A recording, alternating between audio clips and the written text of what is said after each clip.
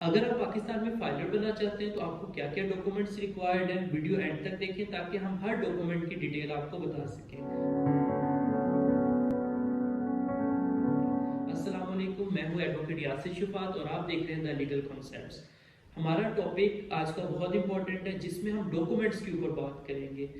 لوگ کمنٹ کرتے ہیں، ہم سے پوچھتے بھی ہیں کہ ہمیں کیا کیا ڈاکومنٹس چاہیے۔ اس کے اندر سب سے پہلے جو موسٹ امپورٹنٹ چیز ہے وہ آپ کا CNIC نمبر ہے۔ CNIC آپ کے پاس ہونا چاہیے۔ اس کے علاوہ ایک رجسٹرڈ ای میل اور موبائل نمبر ہونا چاہیے جس کے اوپر آپ کو کوڈ آئے گا جب ہم NTN جنریٹ کریں گے۔ اب NTN کیا ہوتا ہے، اس کے اوپر ڈیٹیل ویڈیو آئے گی۔ اب جب آپ کا NTN بن جائے گا تو اس کے بعد ہم نے آپ کی ریٹرنز فائل کرنی ہے جس کے اندر آپ کی ویلتھ اسٹیٹمنٹ بھی لگے گی۔ ویلتھ اسٹیٹمنٹ کے لیے ہمیں آپ کا بینک اکاؤنٹ ڈیٹیلز بھی چاہیے، آپ کے نام پہ کیا پراپرٹیز ہیں، گاڑی، بائک، موویبل اموویبل، ہر طرح کی پراپرٹی کی ہمیں ڈیٹیل چاہیے۔ اس کے علاوہ اگر آپ سیلریڈ پرسن ہیں تو سیلری سلپ آپ کی ہونی چاہیے۔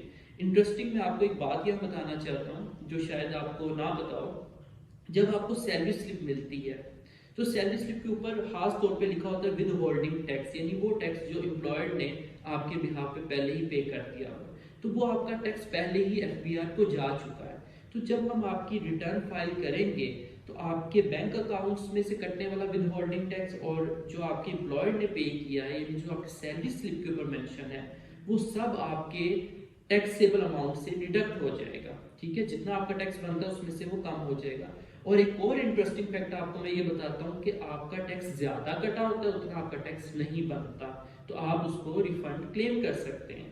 تو بہرحال ہمارا ٹاپک جو ہے وہ اس ٹائم ڈاکومنٹس کا، تو ڈاکومنٹس ہم ایک دفعہ دیکھتے ہیں کہ CNIC ہمارے پاس، اس کے علاوہ ای میل ہمارے پاس ہونی چاہیے، موبائل نمبر ہونا چاہیے، بینک اکاؤنٹس سیونگ اور کرنٹ دونوں کی ڈیٹیلز ہمیں چاہیے۔ ٹھیک ہے، اس کے علاوہ آپ کے جو اگر کمرشل آپ کی جگہ ہے تو اس کے اوپر الیکٹریسٹی بل کے اوپر بھی ود ہولڈنگ ٹیکس کٹ رہا ہوتا ہے۔ آپ سائڈ پہ دیکھیں گے پورا جب آپ کے پاس بل ہوگا تو بالکل چھوٹا چھوٹا جہاں پہ وہ لکھا ہوتا ہے TV ٹیکس، اور وہ ایک انٹرسٹنگ ریڈیو ٹیکس ڈالا تھا، آپ کو پتا ہے اس کے بارے میں، تو ہمارے ابا و اجداد نے جو ریڈیو سنا تو اس کا بھی ٹیکس ڈالا اس میں۔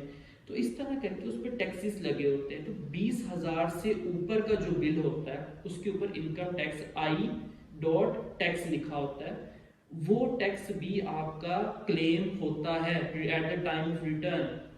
تو آپ کے پاس الیکٹریسٹی بلز ہوں جن کے اوپر ٹیکس کٹے ہوئے ہیں، کرنٹ اکاؤنٹ سیونگ اکاؤنٹ کی ڈیٹیلز ہوں کمپلیٹ، پلاٹس جو آپ کے نام پہ ہیں، گھر جو آپ کے نام پہ ہے، اس کے علاوہ بائک، گاڑی، ان کی ڈیٹیل، یہ سب ڈیٹیلز ہم سمرائز کر کے آپ کی ریٹرنز میں فائل کریں گے اور آپ کا جو ٹیکس ایکسٹرا کٹ چکا ہے وہ ہم اس کو بیلنس کریں گے۔